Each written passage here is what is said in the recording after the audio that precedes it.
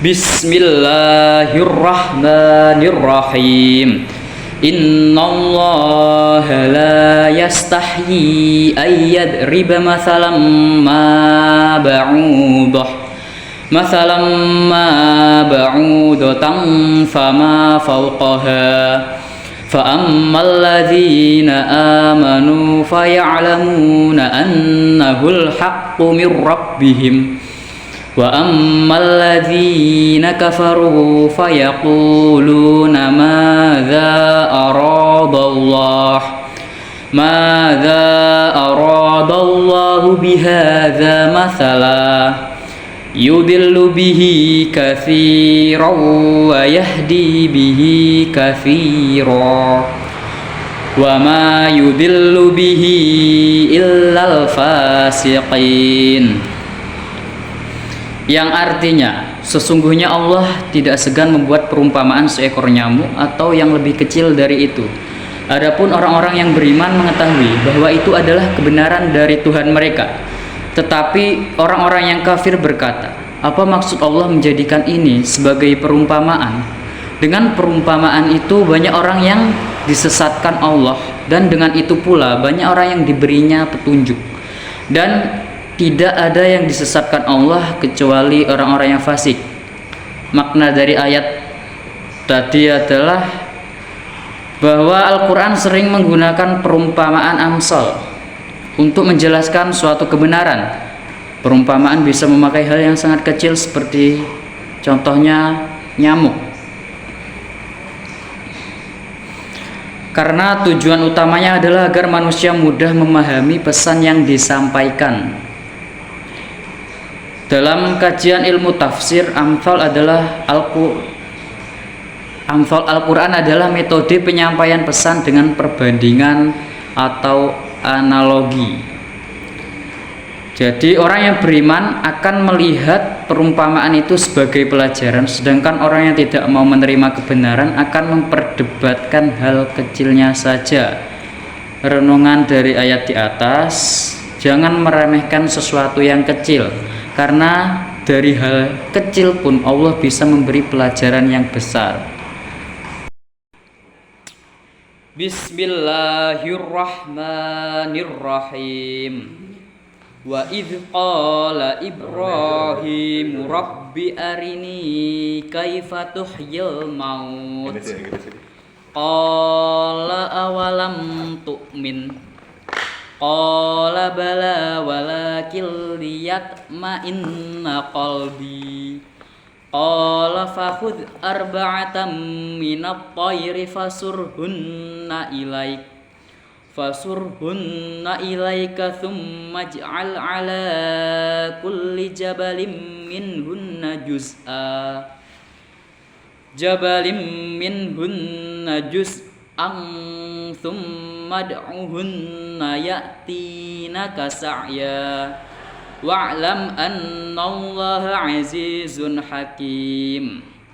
Yang artinya, dan ingatlah ketika Ibrahim berkata, ya Tuhanku, perlihatkanlah kepadaku bagaimana engkau menghidupkan orang mati. Allah berfirman, apakah kamu belum beriman? Ibrahim pun menjawab, aku sudah beriman, tetapi agar hatiku menjadi lebih tenang.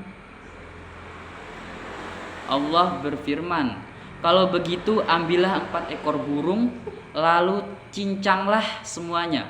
Kemudian letakkan di tiap-tiap bukit bagian dari burung itu. Kemudian panggillah mereka, niscaya mereka akan datang kepadamu dengan segera. Ketahuilah bahwa Allah Maha Perkasa lagi Maha Bijaksana.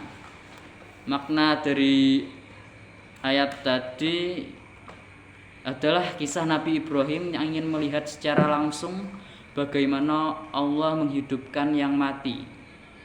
Dalam kajian tafsir, kisah ini menunjukkan bahwa iman bisa diperkuat dengan pengalaman ataupun bukti nyata. Pertanyaan Nabi Ibrahim bukan karena ragu, tetapi karena ingin meningkatkan keyakinan, ketenangan hati.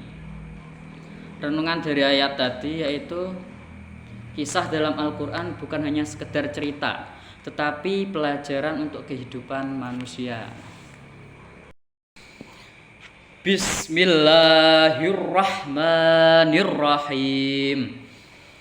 Huwallazi anzala 'alaikal kitaba minhu ayatum muhkamatun hunna ummul kitab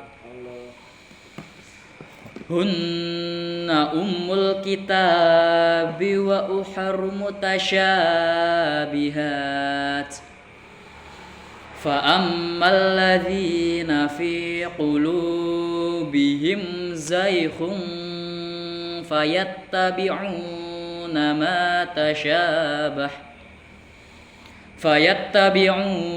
ما تشابه منه ابتغاء الفتنة وابتغاء تأويله وما يعلم تأويله إلا الله والراسخون في العلم يقولون آمنا به كل من عند ربنا وما يذكر إلا أولو الألباب. Yang artinya, Dialah yang menurunkan kitab Al-Quran kepadamu. Di dalamnya ada ayat-ayat yang muhkam, jelas maknanya. Itulah pokok isi Al-Quran. Dan yang lain mutasyabih, atau maknanya belum jelas. Adapun orang-orang yang dalam hatinya condong kepada kesesatan, mereka mengikuti ayat-ayat yang mutasyabih untuk menimbulkan fitnah dan mencari-cari takwilnya. Padahal tidak ada yang mengetahui takwilnya selain Allah. Dan orang-orang yang mendalam ilmunya berkata, kami beriman kepada semuanya dari sisi Tuhan kami, dan tidak dapat mengambil pelajaran kecuali orang-orang yang berakal. Makna dari ayat tadi adalah, ayat Al-Quran terbagi menjadi dua. Yang pertama, muhkam, ayat yang maknanya jelas dan mudah dipahami. Contohnya tentang hukum, ibadah, dan akhlak. Yang kedua, mutasyabih, ayat yang maknanya tidak langsung jelas atau memiliki makna yang lebih mendalam.